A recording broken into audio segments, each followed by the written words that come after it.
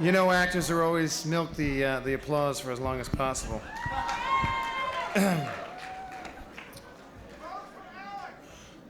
I heard that. So I read that on the internet today or something. Thanks for inviting me here tonight. It's a pleasure again to be part of the Saxophone Club and once again honor the Clinton-Gore team by celebrating their election to 4 more years in office.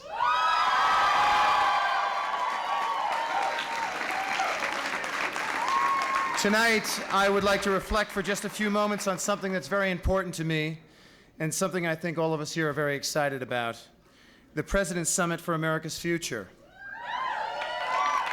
At the summit recently held in Philadelphia, the President, former Presidents Bush, Ford, and Carter, former First Lady Nancy Reagan, and General Colin Powell stood together and issued a call to action, a call for a new level of commitment to volunteer service. A call that was not about politics, but very much about people and community. In the last 4 years, under the leadership of the Clinton-Gore team, we've learned that government can be more responsive and that it can serve the people better, and it can do so with less money. But we've also learned that it can't and shouldn't do everything. That where government ends, we must begin. As the President said when he first announced the summit, much of the work of America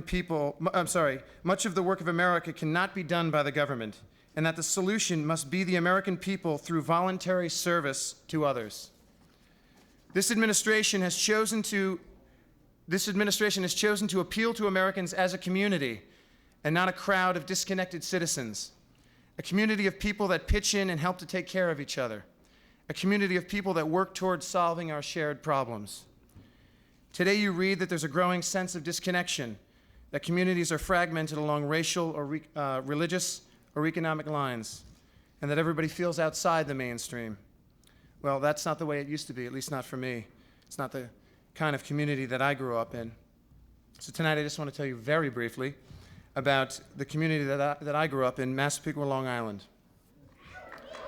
All right. About the values my community and my family instilled in me, because I think in part that's why we're all here tonight. We believe in the message of the Clinton-Gore administration and the Democratic Party.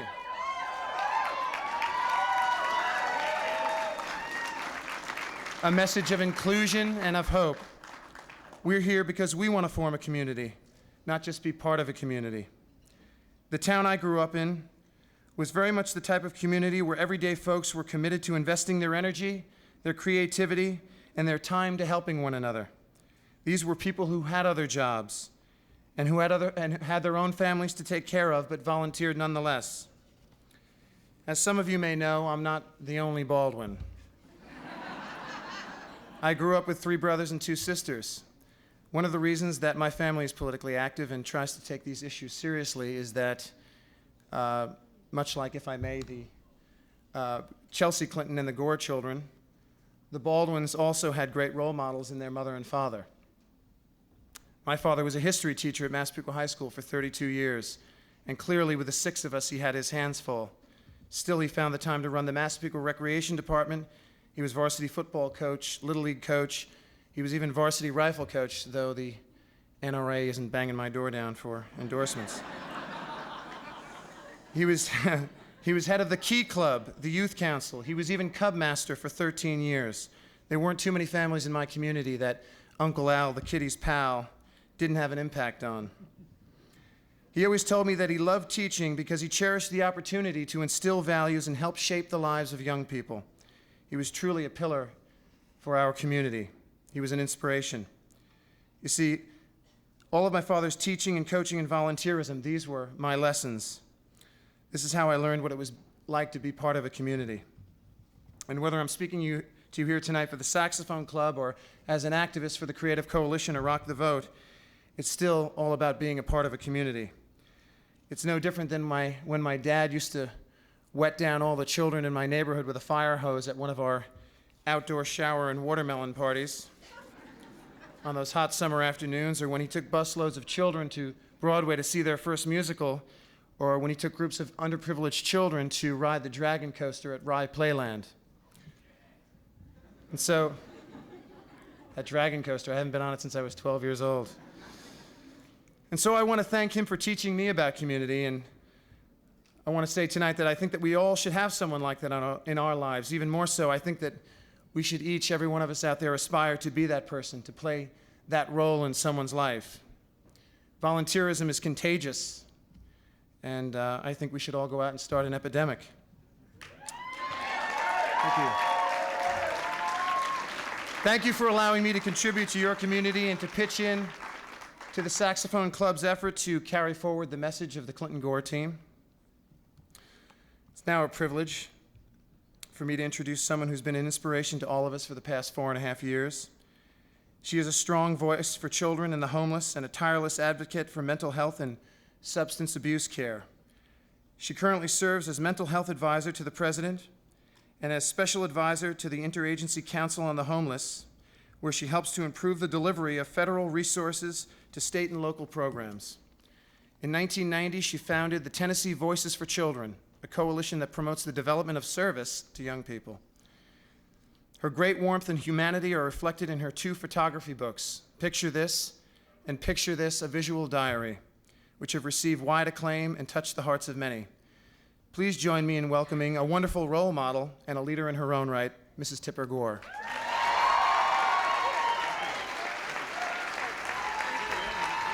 Thank you very much. Thank you all so much. I tell you what, thank you. Thank you. I'm really excited to be introduced by Billy Baldwin. I am. I want to know, are there any congressional interns, pages in here? Raise your hands. Okay, several. Okay.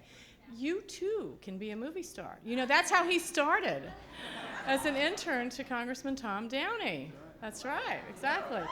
So in addition to being a wonderful, gifted actor who brings us a lot of pleasure in our lives and with our families and in our communities, he is absolutely a treasure because he cares so much and has learned so much from the family that nurtured him. And we appreciate him for all of those things. Thank you so much, Billy Baldwin. Thank you. Thank you. Thank you. It is now my wonderful and great privilege to introduce to you a woman who has served as an inspiration to me personally and to, I think, every woman and girl and any sensible man in America. Of course, the President is one of those.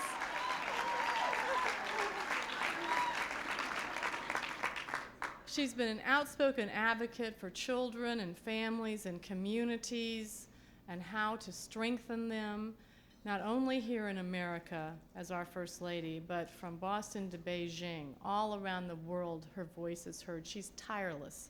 Whether or not she's tired, she goes. She's preparing to make a trip to Costa Rica and where else? Mexico.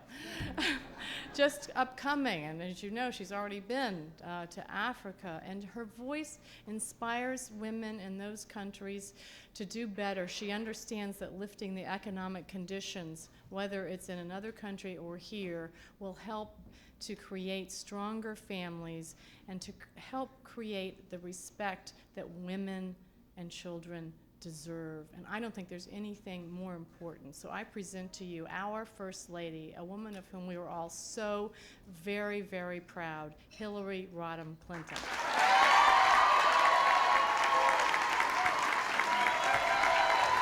you. Thank you. Thank you. Thank you.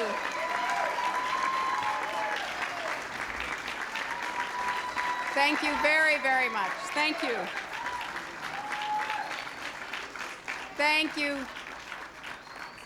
Thank you very much, ladies and sensible gentlemen. It is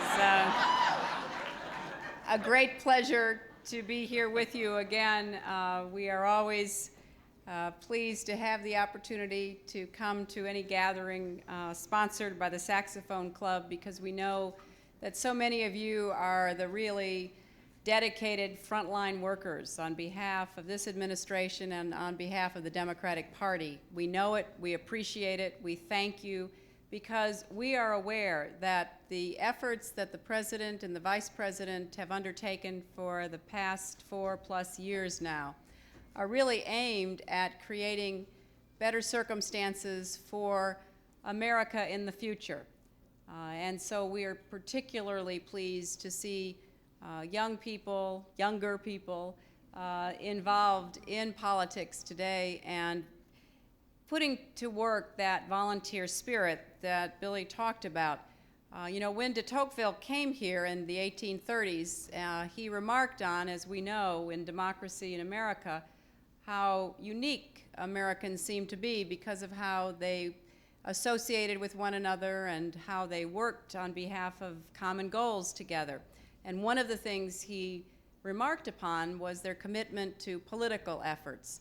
And so from the very beginning, our willingness to put our efforts behind political undertakings in this country have been very, very important. And you are continuing that tradition. And one of the reasons you are is because you believe in the goals of this administration. And one of the primary architects of what has been achieved and will be achieved is the man who has served as the finest vice president in the history of the United States, whom I now introduce, Vice President Al Gore.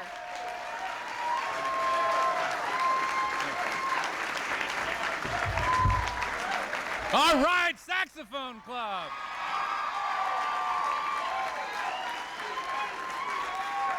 Are you fired up? Thank you so much for being here. All right. Woo. Thank you for that standing ovation. I love it. It's really an honor. And I want to thank the First Lady for being who she is, and as Tipper said, such an inspiration. It's been real great to have the chance to work with her. Aren't we proud of Hillary Rodham Clinton?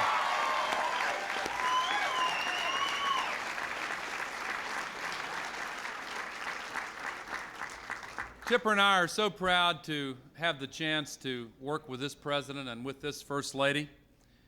They've assembled a wonderful team, and I want to acknowledge some of those who are part of this political team, leaders who make it all possible. First of all, the General Chairman of the Democratic National Committee, Governor Roy Romer of Colorado, who's right here.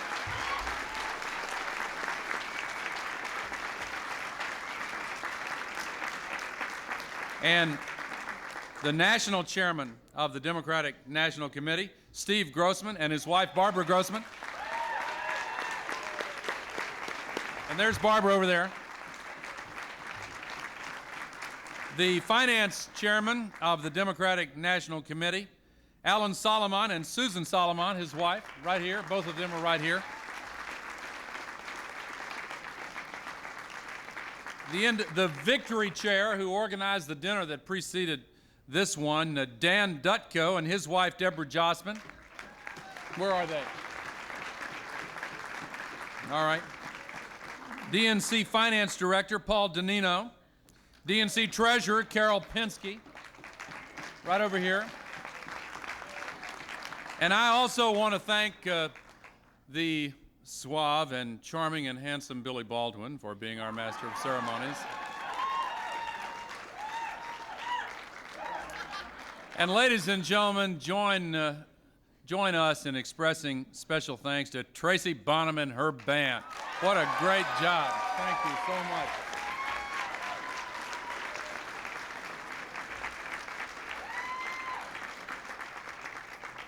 It is my privilege and honor to present the President to you, and in doing so, I want to say a special word of thanks to all of you. You have supplied the energy, the enthusiasm, the commitment, the determination, and the willpower that has made our victory possible and our ability to serve in the White House and to help bring change to America.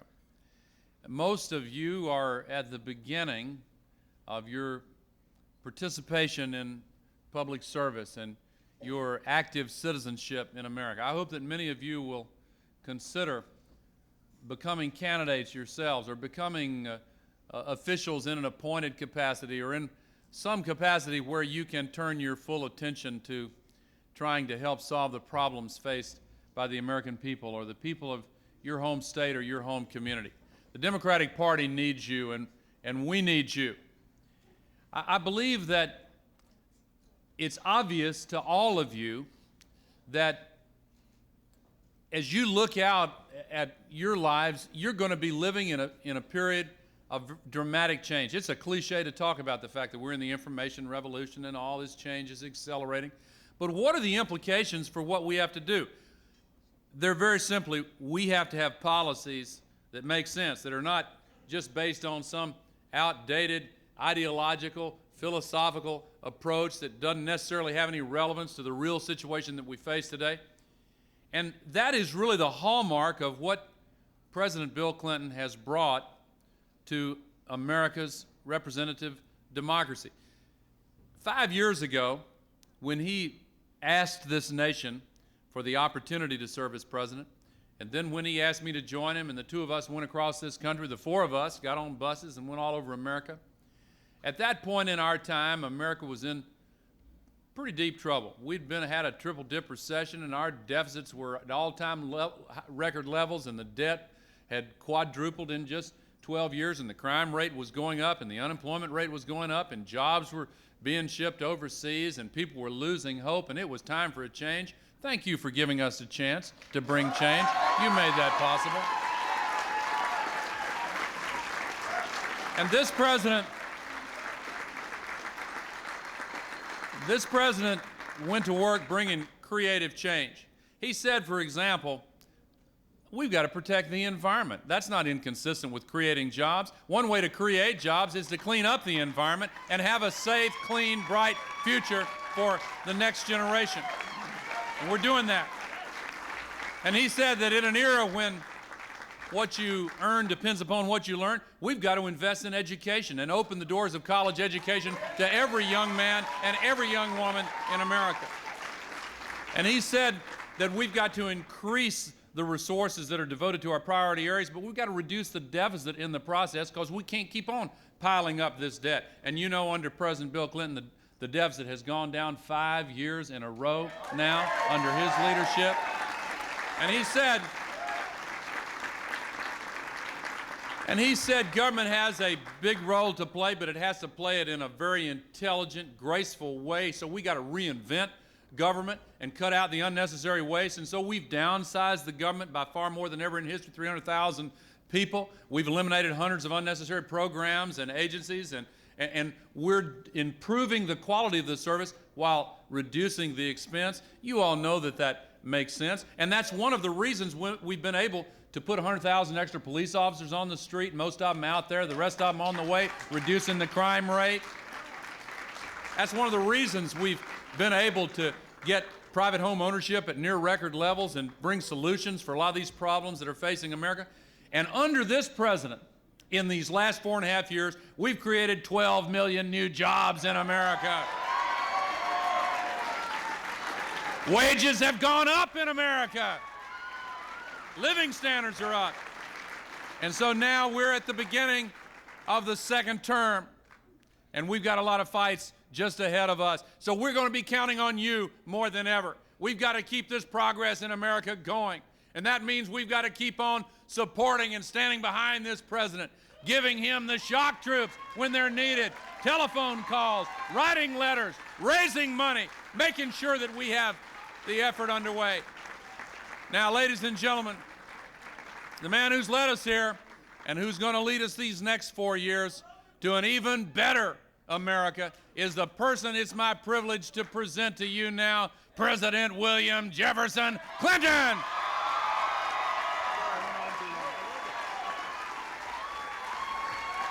Thank you. Thank you. Thank you very much. Thank you. Thank you very much.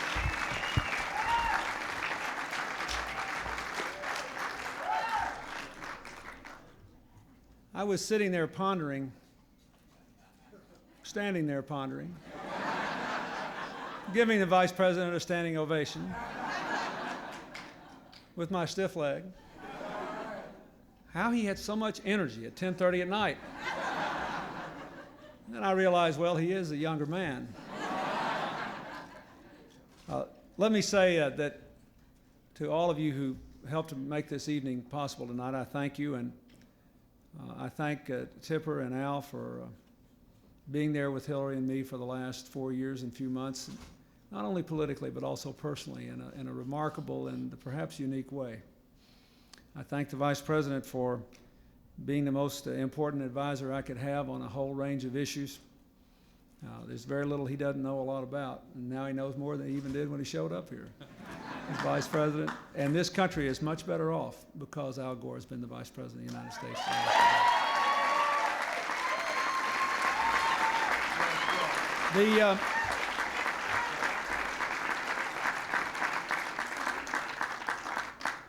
When Tipper and Al and Hillary were talking, I thought to myself, you know, I love these Saxophone Club events.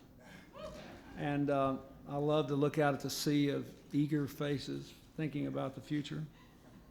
Don't stop thinking about tomorrow. And I was looking at Billy Baldwin, and then when Al said he was handsome and articulate and committed, suave, charming. What I was thinking is, and young, and I really resent it.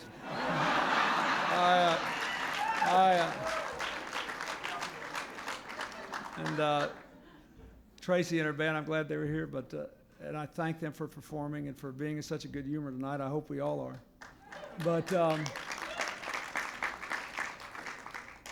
I really appreciate, I want to tell you a story about Billy Baldwin. He also came to New York once during the campaign and introduced us in an event.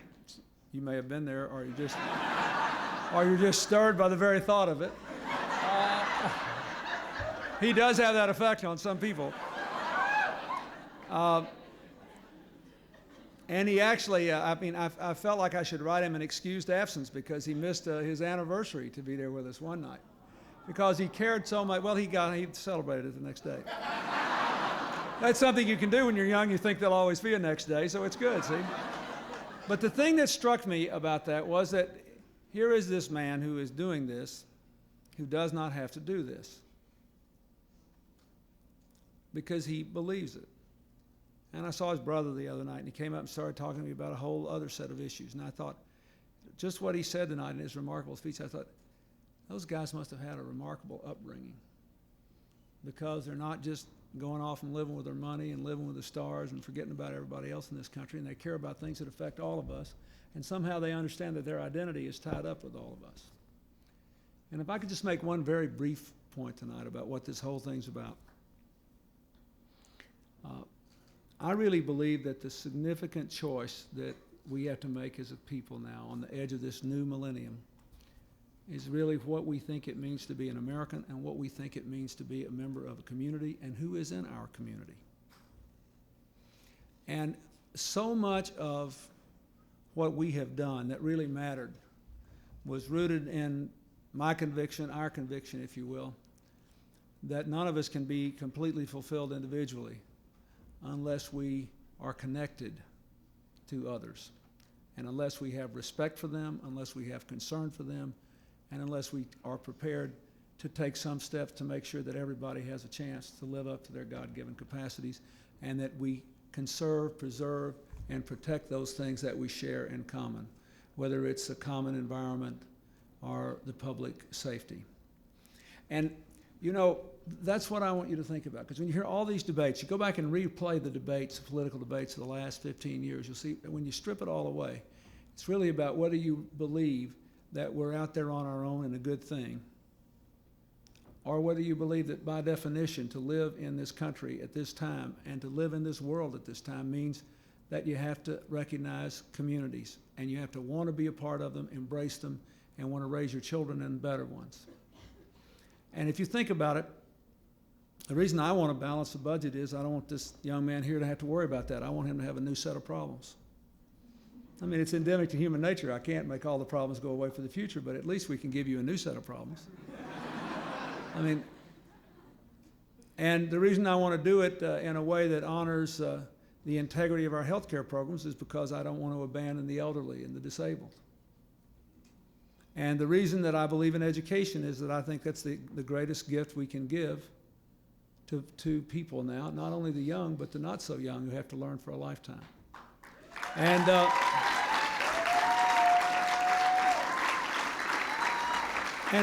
but I think it all comes back to us. You know, when Hillary goes around the world and has these meetings from Africa and Latin America and Beijing and every place, South Asia, and talks to these little groups of women and girls, and the girls may not ever even get to go to college, or get to go to high school, get to go to grade school, maybe live in places where girls and women are still oppressed. I realize that the liberation of their talents will not only strengthen their families and their own lives and enrich their own lives, it will make their countries better partners for us in the years ahead and make our future better. And that's why, you know, we fought for things like the Religious Freedom Restoration Act, the Employment Non-Discrimination Act, the mending but not ending affirmative action. All these things are a way of trying to define an American community in a way that would say, you can be a part of our community if you share our values and you work hard and you're responsible and you want to be a part of something that's good. And this whole world today is absolutely being tormented by people who can't bear the thought of someone else's existence or happiness just because they're different from them.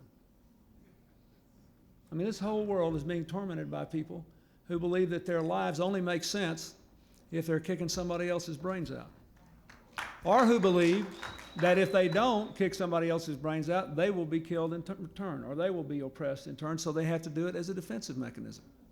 Now, if you think about the whole world, here we are, we're talking about how we can connect every school and library in America to the internet. Last night I went to the dedication of the Thomas Jefferson Building at the Library of Congress, and we talked about how we can share all these treasures with kids all over the world. And yet we are still plagued by almost primitive impulses, making us less than we ought to be. And by people who almost seek to make a moral virtue out of our walking away from each other. So if you ask me what it is, that's where we're going. And if all goes well,